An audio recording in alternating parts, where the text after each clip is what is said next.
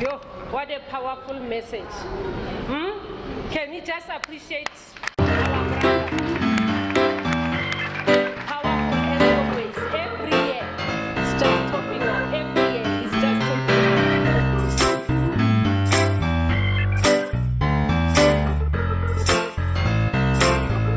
Amen. Yo, it feels like we can have church. That we should start with a sermon. So I suppose I'll take the opportunity to actually read a verse.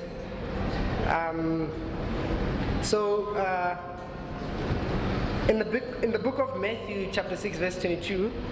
So there was a verse about the light, right? It says, verse 22 says, "The eye is the lamp of the body. So if your eye is healthy, your whole body will be full of light." So I want to take my talk from there about the eye and a body full of light. So I just want to have a tone. I want to just encourage you this morning. I'm thinking about the eye. And the eye, when our eyes see light, then our bodies are healthy. And I want to just turn it a little bit to say that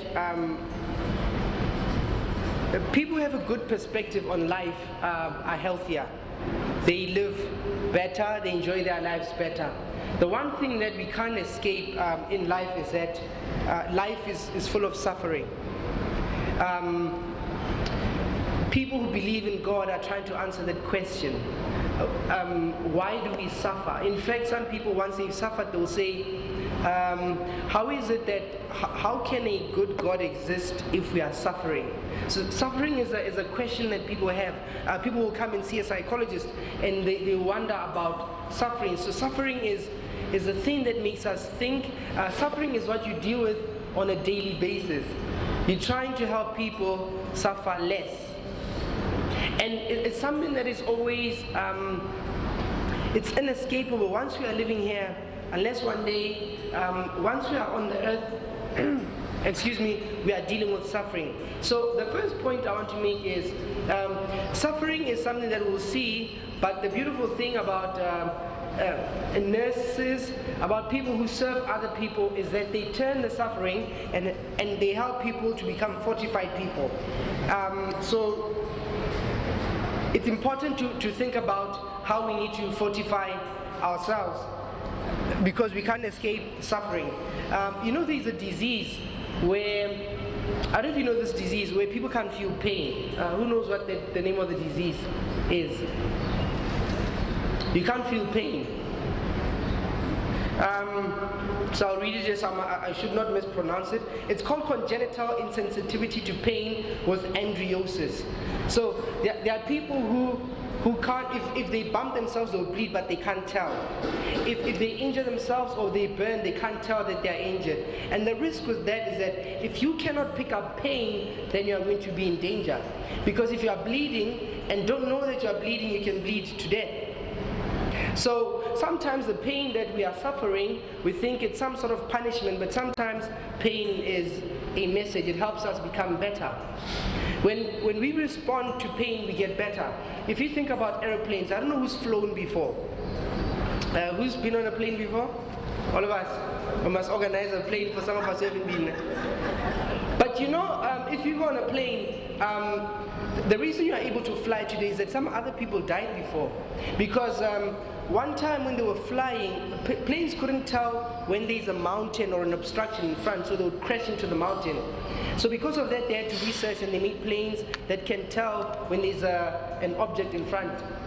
And then another time a plane was flying, it got on the runway, and then because there was a piece of metal on the runway, it cut the tires, and the plane crashed.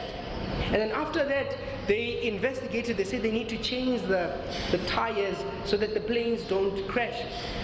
It's a similar situation when somebody passes away, perhaps in ICU. We sit and we have a post-mortem, but that makes us better. So the one thing I want to encourage you is that sometimes things go bad, but we shouldn't despair.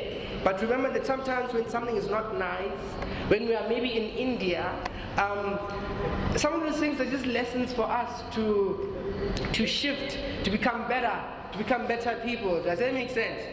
So pain is not our enemy. It's something that we can learn from, and you do that very well. That's what you do on a daily basis. And so to think about that. The second thing is, you get different kinds of people who when they are suffering, they become, they either make it or struggle. So you have people who are like eggs, and people who are like potatoes, and people who are like carrots. When you take boiling water and you put an egg in boiling water, it hardens. If you take a potato and you put it in boiling water, it softens. If you put a carrot as well in boiling water, a tea bag influences the environment. So I just want to remind you this morning that when you get into the hot waters of life, ask yourself, am I a tea bag? Am I an egg? Or am I a potato? And I would like to recommend that perhaps you want to be tea bags, that in an environment where things are not going so well, that you are able to influence the environment. So have a good eye, have a good perspective on life. People have a good perspective on life. When they see suffering, they see something else. If you talk to an undertaker and you say to them, hey, my aunt has died, an undertaker doesn't feel sad. They say, oh, so what do you need? A coffin, you need a car, you need a tent, you need, When you come to a doctor or you come to a hospital and you're in pain, the doctor doesn't say, oh, this is so terrible. They say, hey, we're going to help you, and then we're going to send a bill, right? So there are people, when they see pain, pain doesn't make them give up on life, but they think, but how is it that I can help in this situation? How can I make this situation better? So that's the second thing to remember, that when we see pain, it's good to maintain a good eye, to maintain light, to see light even in terrible situations. Be a tea bag. When you get in an environment and things are not okay, influence, color the tea, add your flavor. Be like salt, When you arrive, just be yourself, So it's something to think about, because you are really tougher than you think. And if you think about all the things that you have to overcome, you are really, really, really tougher than you think. So it's nice to, this is good. We need to organize these, pat ourselves on the back because you are tougher than you think. The third thing I want you to remember is that, some things, sometimes we give up along the way, but life is a long journey. So I'll tell you a story. There was a man, he had a son. When he had a son, the son had a horse. So when he had a horse, the horse ran away one day. So the son was sad. The neighbors came and said to the father and the son, it's so sad. If you didn't buy your son this horse, the horse wouldn't have run away, then your son wouldn't be sad. It was such a bad idea to have bought your son a horse. Some time passes by, the horse comes back with 20 other horses. Because there were these wild horses, so the horse ran, met other horses, came back home. And then the neighbors came and said, aren't you lucky that this horse ran away? If this horse didn't run away, it wouldn't have come back with these other 20 horses. This is good. And then some time passed, so the son was trying to tame the horse. So as he was trying to tame the horse kicked him and he broke his leg. And then the neighbors came. And the neighbors said, isn't this such a terrible thing? You bought a horse, you got your son a horse, the horse ran away, brought these other 20 horses, then these horses, one of them kicked your son's leg. Isn't it terrible that the horse ran away? Then some time passed by. Then there were these bandits who were taking children, they were taking them to war, these child soldiers. So they were going from farm to farm, place to place, and they were getting the children, making them join the army. So when they arrived at this father's son's house, they found the son with a broken leg. Then they said, hey, this one's going to be a problem for us. He's going to need attention, he's got a broken leg, let's leave this one. What did the neighbors say? Then the neighbors said, aren't you lucky that the horse ran away, brought other horses? If your son wasn't kicked by this horse, your son would have been taken by these criminals. Right? So we don't know where our story ends. Just because you're suffering now, don't give up because you don't know what the end looks like. So stick in there. Go for it. Just keep going, and because you never know how your story ends. My father used to say, you rest Well, my father used to say, when you're dead, you rest then, right? So remember that your story is not finished until it's finished. If you're still breathing, you still have life. If there's a pulse in you, don't give up. So keep going. And to remind you of that. The other thing is, I'd like to remind you that you shouldn't waste your pain. As an artist, I write books, I perform and stuff. Some of the best pieces of art, music come from pain. Some of your favorite songs are about somebody suffering. If I had to ask everybody here, say, what's your favorite song? What's your favorite song? You'll tell me about a song, but somebody's going through something. It encourages you. So don't waste your pain. What is it teaching you? Some of the best books come from things you have suffered. Some of the best stories come from the places that people have struggled with. What is your struggle teaching you? Don't let it go to waste. A good musician understands that. A good actor understands that. Some of the best stories come from that. Not very far from you is the State Theatre here. There was a play last year called Marikana. Marikana was a terrible thing that happened. But if you see the play, you think, wow, what a wonderful production it is. So don't waste your pain. To remember that, keep a good eye, keep the light in your eye, because when you see good things, then your whole body is healthy. So you maintain then a healthy life. I suppose the last thing I want to remind you is that, happiness it's not a destination. People say, I want to be happy. I work with a lot of couples, or modern people. We have this idea that I just want to be happy, like it's a goal. Happiness is not a goal. There was an economist. He wanted to find out what makes people happy. So what he did is he asked people. He said, "What's the favorite part of your day?" Or what's terrible about your day? And the people said, "My children." You have children, you have to feed them, work for them, clean them. Children are tired. It's true, then. Or is it just my children? But children will tire. So people said that. They said, children will tire you. And so that morning part of the day is a bit difficult for me. Then they asked another question. They said, but what makes you happy? What's meaningful about your life? And the person said, the people would say, when I see my children do well. And the researcher said, hey, hang on, that's a contradiction. You're saying what's difficult about your life is taking care of children, but what's beautiful about your life is that when you see your children graduate. He says, what is this, right? And the answer was this: meaning. Life is about meaning.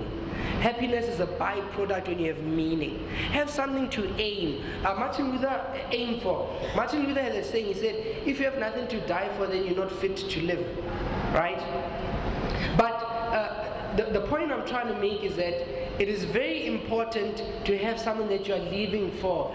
Find meaning and you'll not be upset by little things. Keep a good perspective. You'll not be irritated by things that happen on a daily basis. See yourself at the end.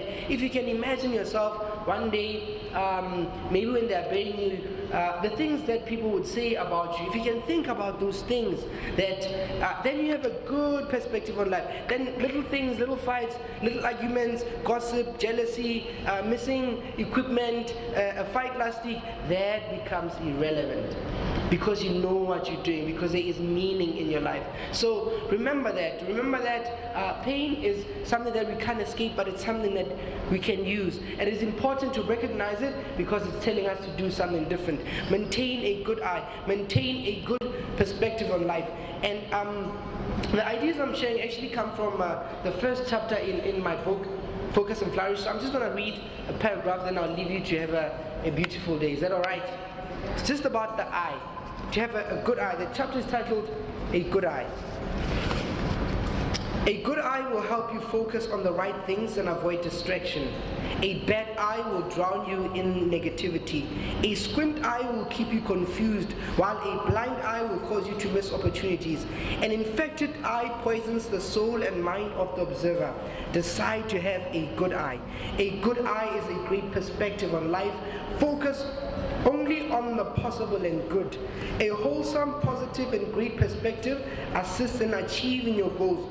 Do you see food or seed? Those who prefer to be producers will set their agenda on those who choose to be passive consumers. If one desires to be productive, they may achieve this by continuing to do things that produces for them. So have a good eye, and your life will be a wonderful and a great occasion. Thank you very much.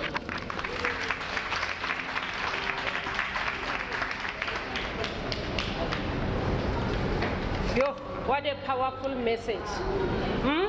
Can we just appreciate our brother? Powerful as always. Every year, it's just topping up. Every year, he's just topping up. Giving us the purpose to live. Giving us the purpose to do what we do every day. And I'm having Sister...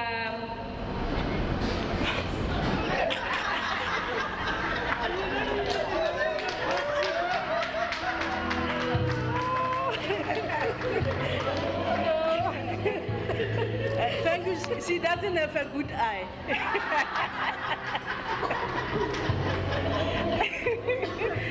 Thank you, Mr. Tlaka, for a word of encouragement. I know we are going to live here having good eyes, not like my sister here, Winnie. And from the hospital management, we say thank you and God bless. Thank you very much.